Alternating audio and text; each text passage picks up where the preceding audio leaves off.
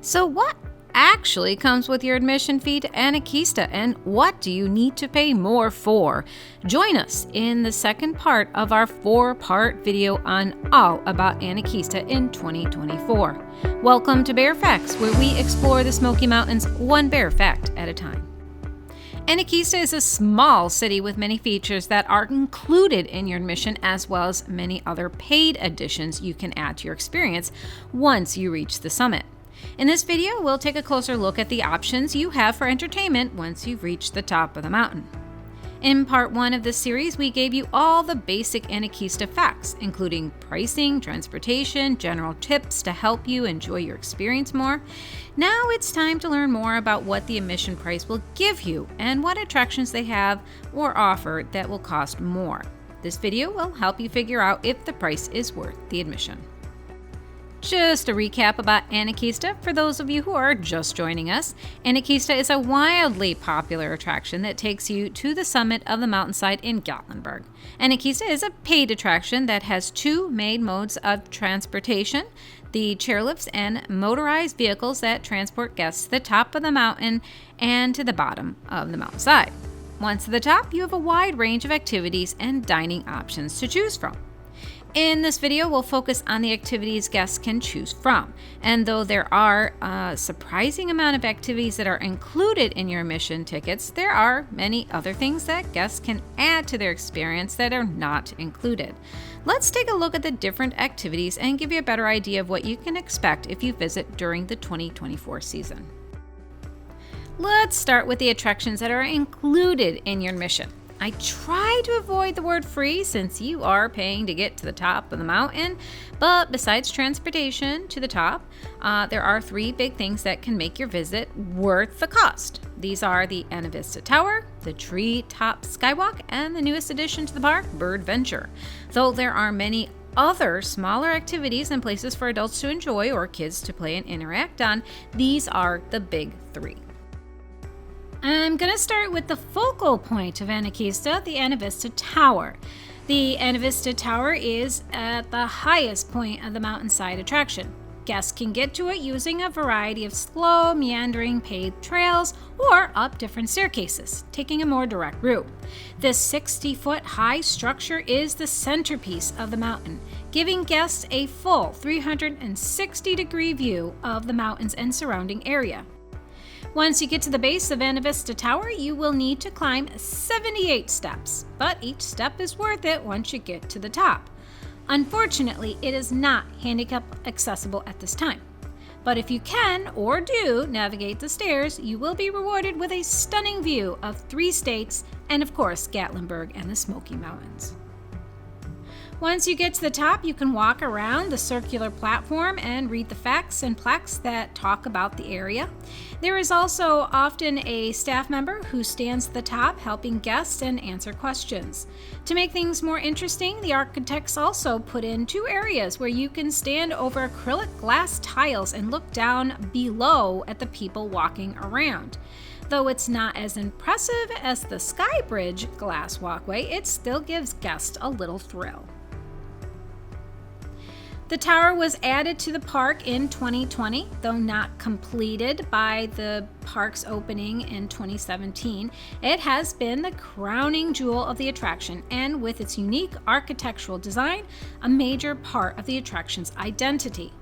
I suspect the massive destructive fire that happened in the Smoky Mountains and devastated Gatlinburg in 2016 had some impact on the opening dates and schedule for Anakeesta. But as a whole, Anakeesta was not nearly as affected as other attractions, such as the Skylift Park, which was devastated. But the scars of that fire were very evident when you first stood on top of Anakeesta when they opened, as the fire halted just short of Anakeesta's foothills. Now those scars are healing over, and the impact of that fire is gradually being replaced with greenery and, unfortunately, log cabins. Lots of log cabins.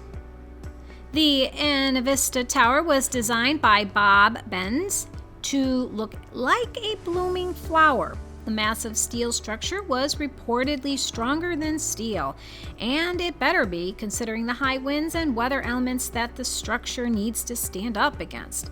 And even though they have lots of confidence in their construction, they will close the tower if winds are too high. When you're planning your visit, I would suggest actually doing this attraction first. That way, as you head back to the bottom of the hill, back to transportation, you can hit the other activities as you go. One side note, Anakeesta is almost completely handicapped accessible. There are lots and lots of stairs, but almost every part of the park has ramps to access the next level.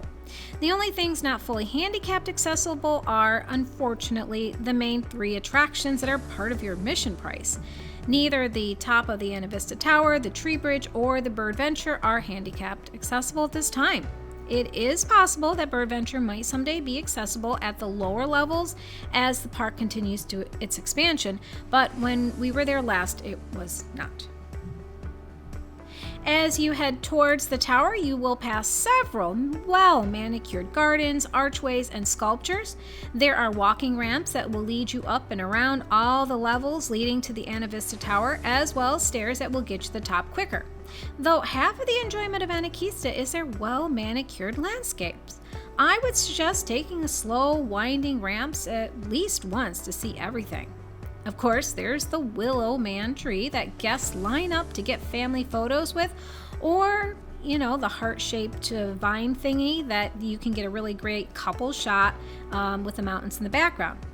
There are many bear sculptures that you can also get family shots with, as well as unique add-ons that appear during different festivals or seasons. We'll talk more about the different seasons of Anakeesta in our last video in the series.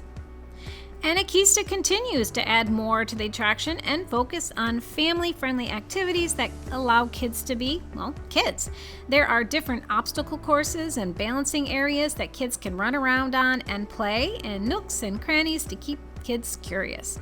BirdVenture is the newest addition to Anakeesta, which opened at the end of 2023. This larger-than-life birdhouse celebrates the native avian population by providing guests with a fully interactive play area that children and adults can explore together. BirdVenture is built around 3 large walk-through birdhouses that feature a local bird at the top of each house. There is a woodpecker, owl, and a bluebird. Guests are given a bird's-eye view of the world as they learn more about these local critters. The birdhouses are connected by a series of bridges that give guests access to each of the houses. In the woodpecker's house, you will see different animals that live in the Smoky Mountains. The owl's home has a loft area that kids can climb up to, and the bluebird, I think it's a bluebird, is set up like a princess room with large mirrors that also works as a screen that guests can have a photo and send to themselves through email.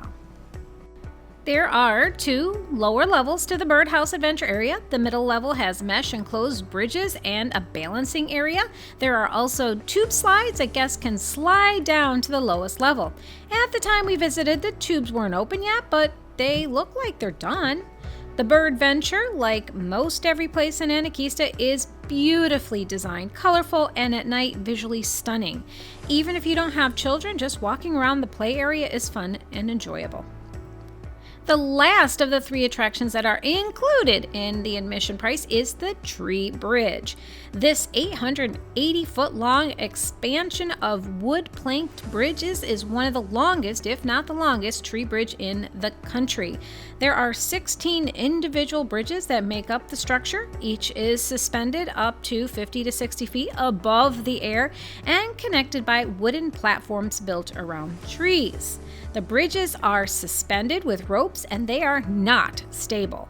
Even if you walk slowly, they sway, bounce, and move quite a lot. And if you have a fear of heights, this adventure will be a challenge. This attraction is not handicapped accessible, and if you have knee or back issues, I would reconsider trying it. At nighttime, the bridges are lit up and illuminated by rope lights. It's one of the coolest things to see. During the day, you get a bird's eye view of the treetops, which can be very disorientating. Guests are not allowed to bring food or open drinks on this attraction, and the attendants are very strict about that rule. And to be honest, it can be a little bit of a challenge for some guests. There are some steep inclines, and if you need to have good footing. When it rains, it can get a little slippery. Fear of heights is going to be the biggest factor for many people, and this fear isn't unfounded. Early in its infancy, Anakeesta was given a reminder that no matter how many supports are in place or how safe we think something is, nature can and will have its way. This happened when several supporting trees fell down during a massive windstorm. Luckily, this happened at night when there were no guests, so no one was hurt. The photos in the video show where it happened, and for those of us who saw the damage, it's a stark reality that these fun attractions can become something not so fun. They needed to shut down part of the attraction to fix the repairs and have since replaced and resecured the structure.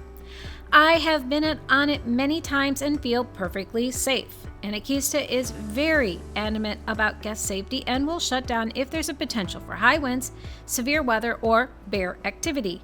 And yes, Anakeesta has closed different attractions due to bear activity. So now that we've covered the attractions that are included in your admission price, let's take a look at the add-ons: AtroLumina, the mountain coasters, and zip lining. In the third part of this video series, we will take a closer look at shopping and dining choices for guests. For those of you who want a thrill, you have two options to choose from: mountain coasters or zip lining. Now, I've done mountain coasters at other locations, but not at Anakeesta. If you're not familiar with a mountain coaster is, let me explain it to you quickly. A mountain coaster is a ride that is propelled by gravity.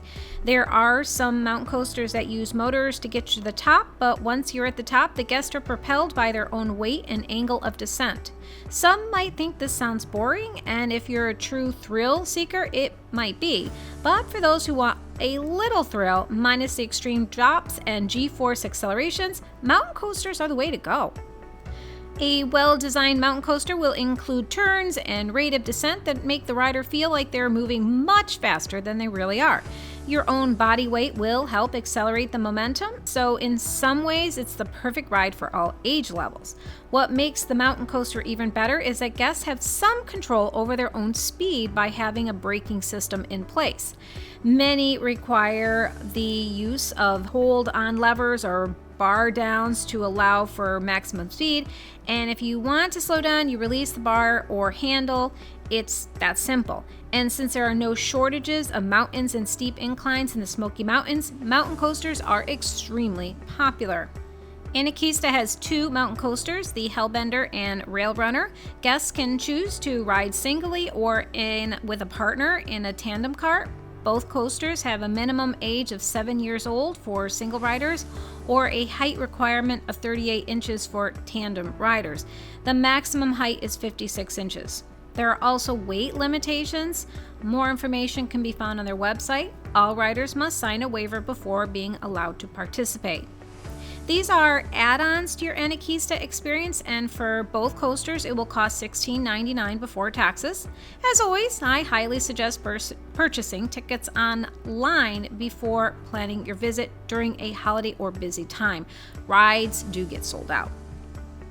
One more thing to point out, one of the reasons I have not been able to try Anakeesta's coaster is that I recently had shoulder surgery.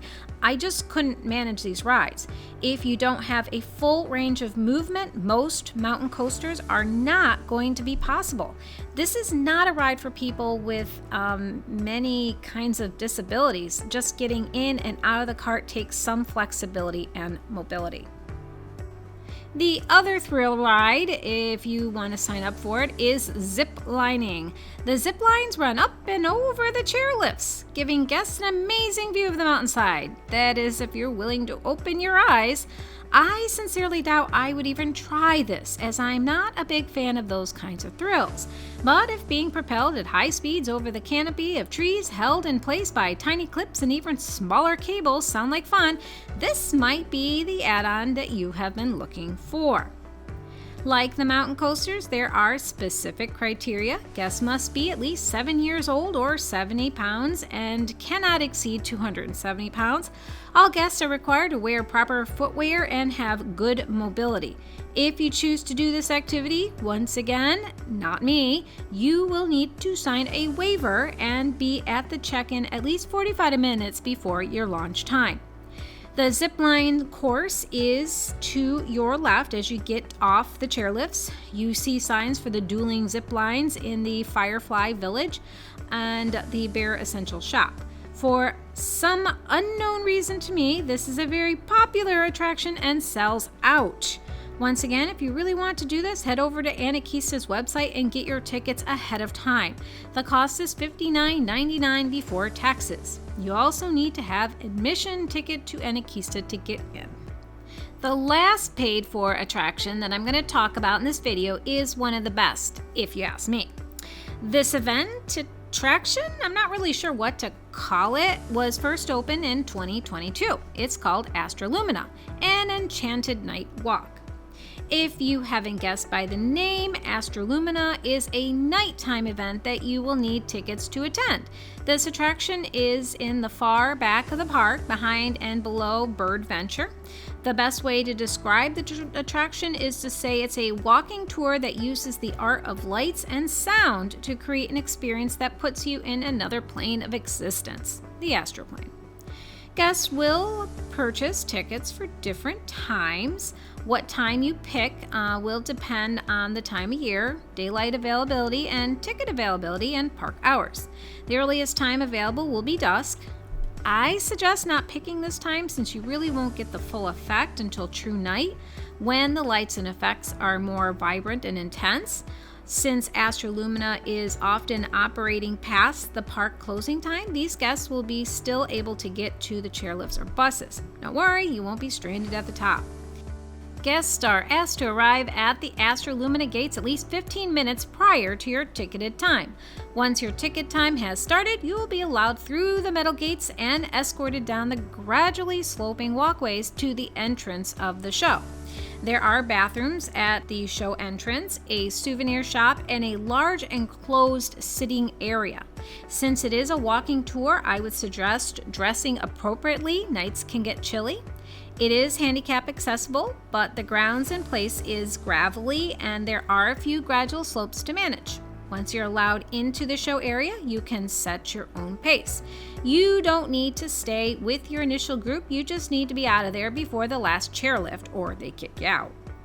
When you first enter, you'll notice the sounds of harmonic music. There are 9 different show platforms where the theme changes, as well as the sounds, music, and lighting effects, which are unique to the different themed astroplanes. Each plane uses lighting and sound effects to evoke an intense emotion. Many people just stand there in awe at the colors, lights, and sounds. The artists behind the show were very skilled, giving you a show that you just won't expect when you're looking from above. My favorite one was by far the Stardust Rays. Unless you're standing there experiencing it in person, there just aren't words that really can convey the experience, and the video just doesn't do it justice. You just have to try it. The thing about this show that I really loved is that people of all ages and background can enjoy it. It is a visual experience. Of all the add-ons that you can pick from, this one is by far the best experience and value for your money. At least that was my thought. The cost is $16.99 a person, and like all of the other add-ons, if this is something you plan on trying to do, get tickets in advance. This show also sells out. Wow. That was a lot to cover. Now you can see why I chose to put this video into 4 parts. I hope you've enjoyed this video, and if you have anything to add or change that you've seen since this video has been put out there, like pricing changes, please feel free to tell us about it in the comments. As always, help our channel grow, help others find our content, and help us by clicking the like button and subscribing to our channel. Thanks again for watching us at Bear Facts of the Smoky Mountains.